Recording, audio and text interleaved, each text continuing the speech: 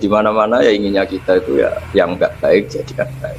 Ini bukan kebalik, yang sudah baik dikafirkan, yang sudah anggota dikeluarkan. Itu aja secara organisasi masalah kan. Jadi takfir itu sebenarnya tidak usah dalil, tidak usah dalil sudah jelas, masa yang sudah masuk dikeluarin. Oh yang di luar saja difasilitasi kulil ladzina kafaru iyantahu yufar lahum ma qad salam. Kalau kamu mau masuk Islam, fasilitasnya itu yufar lahum ma qad salam. Masalah-masalah kamu, dosa-dosa kamu akan dihapus. Jadi tahu-tahu orang yang min ahli la ilaha illallah karena kesalahan tertentu, entah pegang patok kuburan, entah apalah peringatan sesajen langsung dikafirkan. Ini kan jadi aneh. Padahal acaranya tahlilan. Menjadi aneh karena satu kalimat sing dakhala bihal kafiru al-islam, satu kalimat yang menjadikan orang kafir menjadi Islam. Kemudian dengan kalimat yang sama orang Islam hanya menjadi kafir hanya karena pegang patok kuburan atau karena acara-acara tahlilan yang dia khurafat. Ini kan jadi aneh dengan kalimat yang sama, yang satu berstatus mengislamkan, yang satu berstatus mengkafirkan. Al-Fatihah. Bismillahirrahmanirrahim. Ar-Rahmanir-Rahim. Surah Khairil Muhdim alaihim waladhdallin. Terus niki napa niati nggih dawuhe Mu'ad bin Jabal niku ta'alu bina nu'min sa'atan. Terus Mu'ad bin Jabal teng riwayat Bukhari sering dawuh, ayo rene moro aku, ayo do iman bareng-bareng. Dados ngaji kados ngeten niki termasuk nambahi napa iman. Assalamualaikum warahmatullahi wabarakatuh. Alhamdulillahirabbil alamin wassalatu wassalamu ala asyrofil mursalin sayyidina Maulana Muhammadin wa ala alihi washabihi ajmain. Amma ba'du. Yang kita hormati bersama, yang sangat saya hormati Profesor Al-Habib Abdul bin Muhammad Baharun selaku Rektor Universitas Al-Ahqaf Yaman, teman-teman yang di Yaman yang sedang menuntut ilmu yang saya hormati, khusus selaku Suriah PCINU Mas Agus Asro Halim dan Mas Khosi An-Najah selaku Ketua Tanfidiyah, teman-teman thalabatul ilmi yang ada di Yaman. Biasanya kalau di Indonesia wasatiyah itu disebut atau diterjemahkan atau dialihbahasakan moderasi Islam. Di kamus bahasa Indonesia moderasi itu ditulis sebagai yang berkecenderungan tengah, berkecenderungan tidak ekstrim baik dalam perilaku maupun faham. Juga dijelaskan moderasi adalah sikap mau mendengar orang lain. Dan alhamdulillah berkahnya teman-teman di Yaman, saya punya kitab Ushulul Wasatiyah, saya baca khatam, dan itu persis seperti keyakinan-keyakinan kita yang punya sanad muttasil sampai manhaj wali songo. Kita punya sekian kasus dalam sikap manhaji. Dulu perempuan itu tidak boleh belajar karena takutnya kalau belajar itu terus bisa nulis, bisa WA-an, terus takutnya bisa pacaran. Tapi lama-lama itu diketahui kalau terlalu lugu malah jadi korban, jadi objek karena mudah diakali, mudah dibully, mudah difitnah. Begitu juga dulu ketika perempuan jadi polisi itu pertanyaannya itu aktivitas lelaki sehingga perempuan tidak boleh. Tapi setelah mendengar beberapa kasus kriminal, misalnya pengedaran narkoba, itu banyak yang disembunyikan di alat-alat yang khasnya perempuan.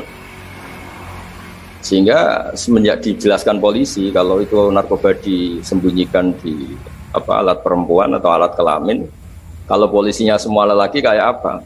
Sehingga terus mulai tahu pentingnya polisi perempuan. Begitu juga untuk ngecek kasus-kasus pemerkosaan. Itu kalau yang ngecek lelaki kebetulan tidak soleh, bisa tidak karu-karuan, kriminalnya semakin banyak. Kedokteran juga gitu dan seterusnya dan seterusnya. Ini barokahnya mau mendengar. Jadi mendengar itu penting, meskipun pendapat itu kita tidak cocok, tapi kalau mendengar itu penting. Dan awalu hadatin itu ya diperdengarkan. Dulu Rasulullah SAW pertama jadi nabi itu ya memperdengarkan orang. Beliau at-tahaddi bin nubuwah, memaklumatkan diri kalau sekarang beliau itu nabi. Dan barokahnya memperdengarkan itu ada logika nubuwah yang didengar oleh orang-orang kafir. Kemudian sebagian mereka itu Islam. Karena logika yang terbangun sudah ada, mainstream sudah ada. Misalnya kalau problem banyak, resiko banyak, ya Tuhannya harus banyak. Maka pertama Nabi jadi Nabi itu digugat dengan kalimat aja'alal alihata ilaha wahida inna hadza lasyai'un ujab. Masa urusan kita banyak, kemudian Tuhannya satu. Kalau urusan kita banyak, Tuhannya harus banyak. Itu logika mainstream saat itu. Sampai Nabi bikin logika tandingan, yaitu kalau kamu jadi buruh dan majikannya banyak, semuanya minta dilayani, semuanya minta diturutin, Anda yang bingung. Kemudian mereka setuju. Terus Nabi memberi satu pemahaman, Tuhan kamu adalah majikan kamu, Rabbukum sayyidukum. Dan itu kalau banyak, kamu akan bingung karena semuanya punya hak merintah, punya hak negur, terutama punya hak memberi sanksi. Itu yang disebut dorobawo masalah rojulan fihi syuraka umutasyakisuna wa rojulan salamal lirojul. Nah, logika-logika permanen ini yang disebut kita nggak boleh ekstrim, karena semua cerita dulu Nabi itu sah ya. Sah itu meskipun itu nggak pilihan, sah. Sah mendoakan umatnya kena azab kayak zaman Nabi Nuh, Nabi Soleh. Kalau mereka nggak nerima ajarannya. Tapi itu pun setelah mimba jima ja'atumul bayinat. Atau sebagian ayat disebut hatta ta'tiyahumul bayinat. Jadi sanksi itu setelah kita memberi penjelasan kebenaran itu terang welo-welo, sejelas-jelas mungkin. Logika yang nggak bisa ditolak. Itu baru sah kita mengkutuk, baru sah kita menyalahkan. Sehingga semua Nabi itu punya kemampuan fatona, kecerdasan yang orang itu nggak bisa ngilah. Dulu misalnya di fikih, orang Medina itu abkhosun nas, orang yang paling buruk dalam timbangan, orang yang sering transaksi tidak cash, tidak nakdan. Misalnya beli mangga masih pentil itu sudah dibayari dengan asumsi jadi mangga tua. Itu sudah perilakunya Ahlul Madinah zaman itu begitu. Terus Nabi datang, ara'aita in mana'awahu at-tamrah fabima astahilu ahadukum mala sahibi. Kamu menjual dengan asumsi itu sudah mangga tua. Kemudian mesti harganya mahal. Bagaimana kalau masih pentil sudah kena musibah, kena angin? Lalu kamu mengambil uang itu atas nama apa? Atas nama mangga tua nyatanya yang didapat pentil, atas nama pentil masa iya harganya sebanyak itu. Akhirnya ada kesadaran bahwa muamalah seperti itu tidak sehat, tidak benar. Begitu juga logika-logika tentang ada seseorang pemuda yang mau masuk Islam tapi syaratnya dibolehkan zina. Sampai geger karena itu enggak etis. Ketika geger-geger Nabi tanya, ada apa itu? Ada syabun yadkhulu fil Islam tapi yasta'zinu fi zina. Dia tetap izin bisa zina. Kata Nabi, sudah enggak apa-apa suruh sini ya. Setelah ketemu Nabi mau mengset ya, membuat logika yang luar biasa.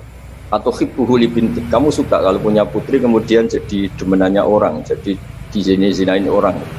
Ya enggak. Kamu suka kalau perilaku itu ada di ibu kamu. Hidung-hidung belang menjadikan ibu kamu objek seks ibu itu. Hidung belang itu ya enggak terima. Atau hibbuhu li bintik, atau hibbuhu li ummik, atau hibbuhu li kholatik, li amatik. Nabi itu ngulang berkali-kali. Sampai muda tadi menyimpulkan betapa buruknya zina.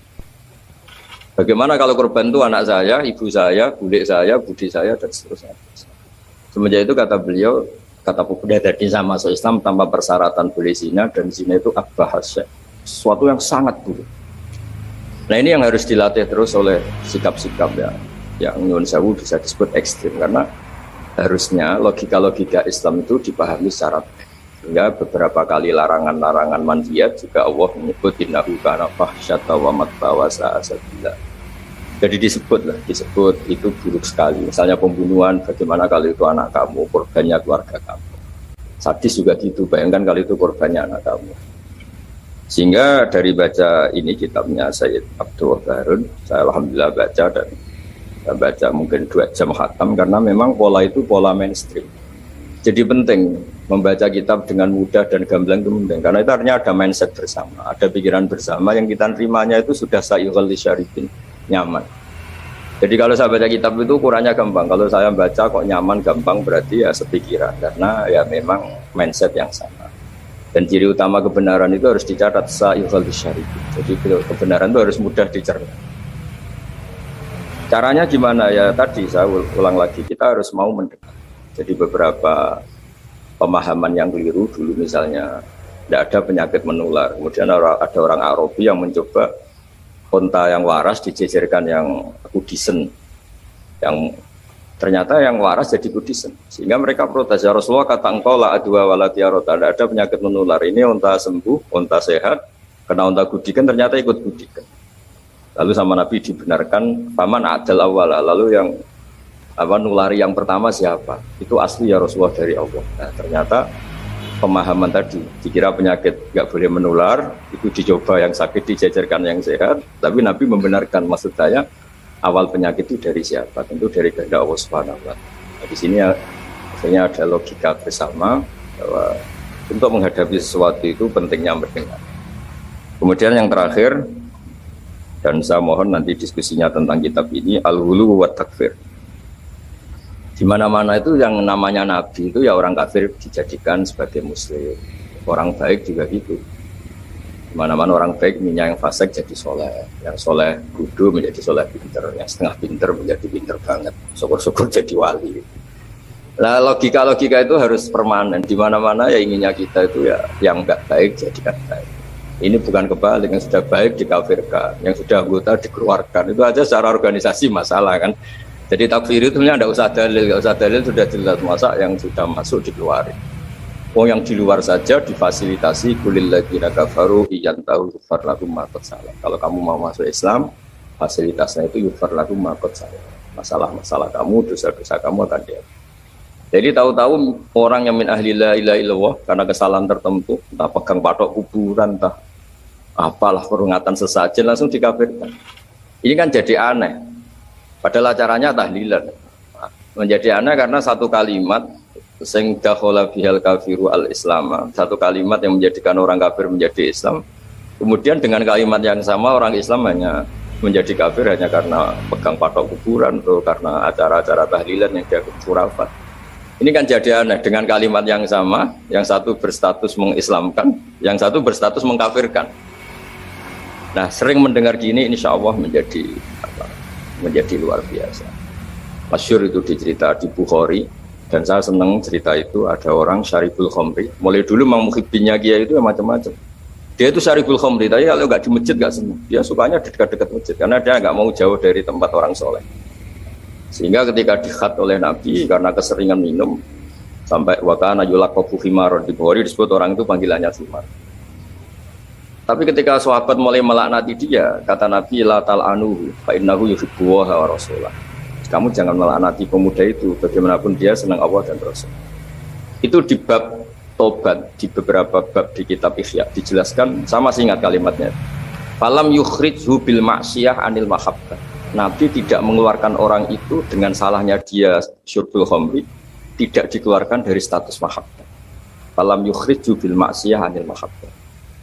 Karena ya maksiat itu desainer hawa nafsu, dan itu biasanya zallah itu tidak status. Tapi kalau mahabbahnya seorang mukmin pada Rasulullah itu status. Dia tahu Rasulullah itu orang benar, maka dia ingin mahabbah.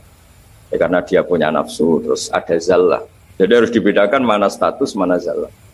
Kita orang Indonesia ya loyal sama Indonesia, kita KTP Indonesia, kartu anggota keluarga ya Indonesia. Tapi jangan juga kalau zallah langsung tidak menjadi warga Indonesia. Kalau ada sanksi ya sanksi aja, tapi jangan sanksi tidak berstatus Indonesia. Sama mukmin juga gitu, kalau salah ya salah saja, tapi jangan terus berstatus tidak mukmin dan seterusnya. Nah, saya mohon logika-logika ini permanen. Kemudian kita punya hujjah riwayah, punya hujjah sanad yang ditulis Habib Abdul Bahri. Karena barokahnya hujjah itu kita bisa menjelaskan kepada umat gampangnya berislam, gampangnya jadi orang baik. Kita berkali-kali cerita jadi orang baik itu gampang. Apalagi kita ini alhamdulillah senang makan, senang tidur, senang guyon, senang. Ya kalau kita jadi orang baik itu kan gampang. Artinya gampang gimana? Ketika semalaman kita guyon, anggap saja itu tarkul ma'asi, ya barokahnya guyon sama teman-teman, bakas terong bakar, bakas makan-makan. Akhirnya malam itu tidak dugem, tidak maksiat. Barokahnya tidur semalaman, ya barokahnya tarkul ma'asi kuliah, juga gitu. Ya kalau kamu jadi Islam ekstrim kan, santri kok tidur semalaman, kapan belajarnya? Harusnya tertanya dibalik. Alhamdulillah tidur semalaman, kapan kamu bisa maksiat kalau tidur terus ya? Barokahnya tidur terus, nggak ada waktu maksiat. Jadi kaidah-kaidah yang kita pelajari zaman ngaji itu, bahwa yang dikatakan taat itu apa? Imtitsalul awamir wa ijtinabun nawahi, ya sudah. Barokahnya tidur itu ijtinabun nawahi, nawahi kuliah bahkan karena tidur tadi.